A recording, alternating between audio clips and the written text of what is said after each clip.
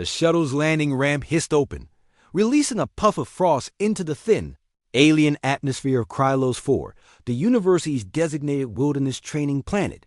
A harsh wind swept across the rocky basin, carrying the dry howl of an impending storm. The group of alien cadets stepped out in sleek thermal suits, their armor reflecting the dying red light of Krylos' twin suns. There were 8 of them, representing 5 different species, all elite students of the Interstellar Institute of Advanced Survival, and then came the human. Cadet Marcus Thorne, age 22, short brown hair, sharp eyes, and wrapped in something ridiculous. A blanket woolen. Worn and patched at the edges, the faded blue blanket flapped around his shoulders like a lazy cape.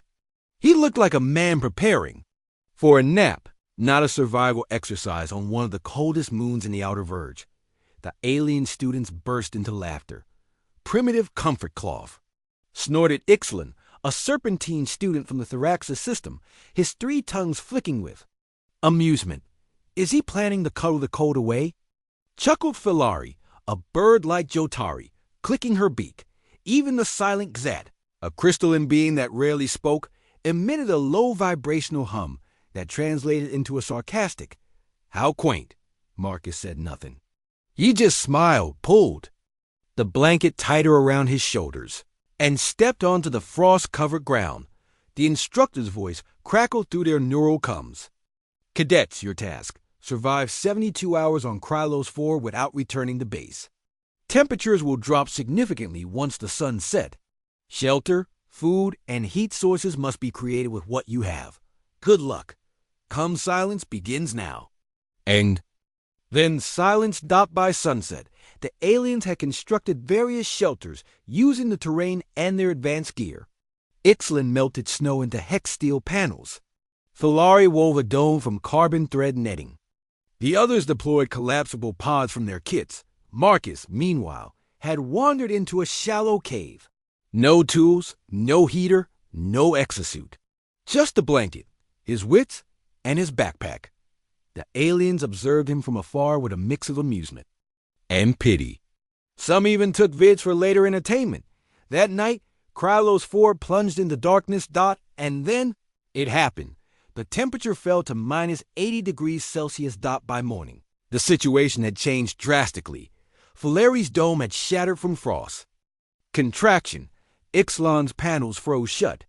Xat's internal temperature had dropped below operational stability. He was immobilized. 3 cadets had to activate emergency flares, forfeiting the test to avoid freezing to death. Only Marcus's signal remained stable. When the instructor's drone finally circled his location at dawn, it found something unexpected. Marcus sat inside a perfectly insulated pit dug into the cave floor. Around him, stones glowed faintly red from the heated thermal mass technique, an old survival trick he had learned on Earth's mountains. He had started a fire using friction, dried moss, and local bark. The rocks had absorbed the heat, and the blanket, carefully draped over a frame of bones and branches, kept the warmth sealed. His breath fogged the air slightly, but his core body temperature was optimal. He was sipping tea from a metal canteen, humming softly. The next day, the remaining alien cadets limped toward base, frostbitten and exhausted. Marcus walked behind them, blanket slung, casually over one shoulder like a trophy. The debrief room was silent as Instructor Vorn, a towering 4-armed Grogan, replayed the footage.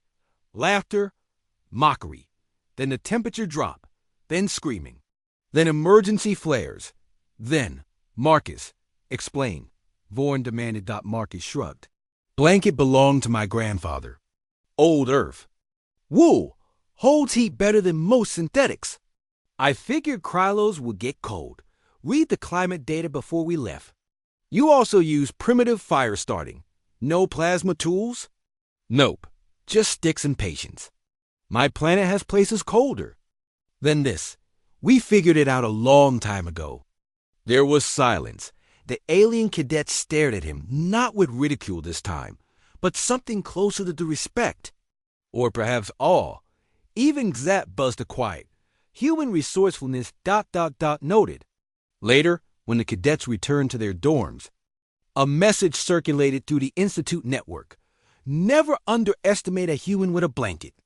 And in the following semesters, every species, no matter how advanced, started requesting Earth wool thermal units for survival training, but none of them ever looked as comfortable as Marcus had, wrapped in an old blanket, sitting by the fire, humming while the galaxy froze outside. HFY, because sometimes the most powerful survival tool is Grandma's blanket.